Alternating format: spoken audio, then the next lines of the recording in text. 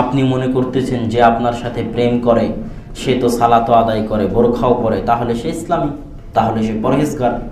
এটা মিথ্যা কথা, এটা নিজেকে ধোঁকা দেওয়া, এটা নিজেকে ধোঁকা দেওয়া। আমার এক বন্ধু, সে মাঝে মধ্যে, তার সাথে আমার যখন গল্প হতো মদিনায়, তো তাকে আমি একদিন জিজ্ঞেস করতেছি যে তোমাদের এলাকায়, তোমাদের দেশে, সে ক্যামেরুন, তার বাড়ি হচ্ছে ক্যামেরুন আর দক্ষিণ আফ্রিকার দেশ, যে তোমাদের দেশে প্রেম প্রীতির সম্পর্ক আছে না নাই ছেলে মেয়েদের মধ্যে। তো আমার এই কথা শুনে সে ক্ষিপ্ত হয়ে গেছে, রাগান্বিত হয়ে গেছে। আমি তাকে বলতেছি, ভাই রাগান্বিত হওয়ার কি কারণ?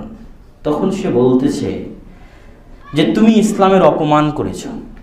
বললাম কিভাবে আমি ইসলামের অপমান করলাম? কি এমন অপরাধ করলাম যে ইসলামের অপমান করলাম? আমি তো একটা জিনিস জানতে চেয়েছি মাত্র। তখন সে বলতেছে, তুমি যেটাকে প্রেম প্রীতি বললে, ইশক মহাব্বত বললে, সেই জিনিসটাকে ইসলাম